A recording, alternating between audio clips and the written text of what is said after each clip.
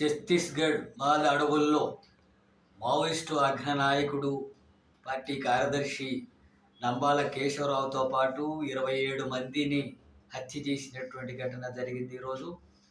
ఒకవైపు మావోయిస్టులు చర్చలు జరుపుదాం, శాంతియుతంగా పరిష్కారం చేసుకుందామని చెప్పి అనేకసార్లు విజ్ఞప్తి చేసిన కేంద్ర ప్రభుత్వం మాత్రం వాళ్ళతో చర్చలు జరపకుండా అణిచివేసేటటువంటి కార్యక్రమం, హత్యాకాండకు పాల్పడుతున్నటువంటి దాన్ని సిపిఎం పార్టీగా ఖండిస్తున్నాం.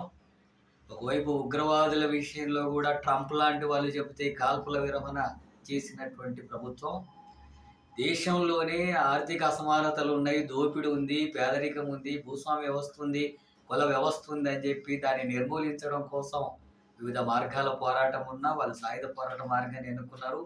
ఆ మార్గాన్ని కూడా విరమించేటటువంటి విషయం, ఆయుధాలు కూడా విరమించే విషయాలు చర్చలు జరుపుదామని చెప్పి మావోయిస్టు పార్టీలు అనేక సార్లు విజ్ఞప్తి చేస్తున్నప్పటికీ కూడా వాళ్ళతో చర్చలు జరిపి సమస్యను పరిష్కరించకుండా ఈ దేశంలో ఉండి దేశ సమస్యల మీద పోరాడుతున్నటువంటి వాళ్ళ మీద ఈ హత్యాకాండకు పాల్పడడాన్ని సిపిఎం పార్టీ తీవ్రంగా ఖండిస్తుంది.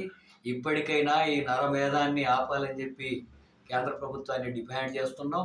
ఒకవైపు ఈ హత్యలని అంతా కూడా సమర్థిస్తూ పాశవిక ఆనందాన్ని పొందుతున్నాడు కేంద్ర మంత్రి అమిత్ షా, అట్లాగే ప్రధానమంత్రి. ఇది సరైనటువంటి విధానం కాదు. ఈ హత్యాకాండాలను ఆపాలా, ఇప్పటికైనా చర్చలు జరపాలా, శాంతియుతంగా ఈ సమస్యలు పరిష్కరించేందుకు కృషి చేయాలని చెప్పి సిపిఎం పార్టీగా కేంద్ర ప్రభుత్వాన్ని డిమాండ్ చేస్తున్నాం.